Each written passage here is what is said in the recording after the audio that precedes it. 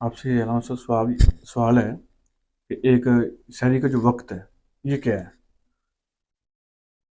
ماشاءاللہ، سوال بھی آپ نے اچھا کیا ہے۔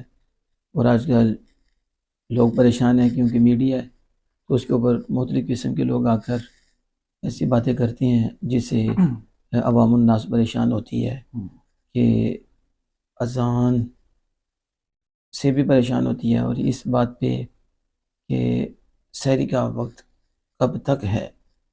تو ظاہر ہے سب سے پہلے قرآن مجید کو دیکھا جاتا ہے، پھر حدیث پاک کو دیکھا جاتا ہے۔ ہمارے سامنے قرآن مجید موجود ہے، یہ دوسرا پارہ ہے، سورہ بقرہ ہے، اور خالق کائنات جل جلالہ فرماتا ہے وَكُلُوا وَاشْرَبُوا حَتَّى يَتَبَيَّنَ لَكُمُ الْخَيْطُ الْأَبْيَضُ مِنَ الْخَيْطِ الْأَسْوَدِ مِنَ الْفَجْرِ ثُمَّ أَتِمُّوا الصِّيَامَ إِلَى اللَّيْلِ۔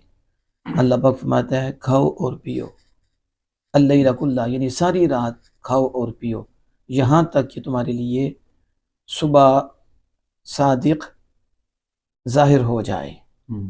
خیط الابیض سے مراد صبح صادق ہے، اور من الخیط الاسود کالے داغے سے مراد رات ہے۔ میں رات سے جب صبح صادق ظاہر ہو جائے تو ختم کر دو۔ اب دیکھیے پیچھے آتا ہے ساری رات تم کھاؤ پیو، جب دل کرے کھا لو، جب دل کرے تم پی لو، ساری رات۔ تو آگے دیکھیں، آپ تو علامہ صاحب پڑھے ہیں، حتیٰ یہ انتہا کے لیے آتا ہے، تو اللہ پاک نے ادھر حد لگا دی، یعنی ساری رات کھاؤ لیکن صبح صادق ہوتے ہی ختم۔ تو یہ انتہا بتا دی ہے، تو اس سے پتہ چلا کہ جو ہی وقت سحری ختم ہو اور رات ختم ہو تو کھانا پینا بھی ختم۔ واللہ تعالیٰ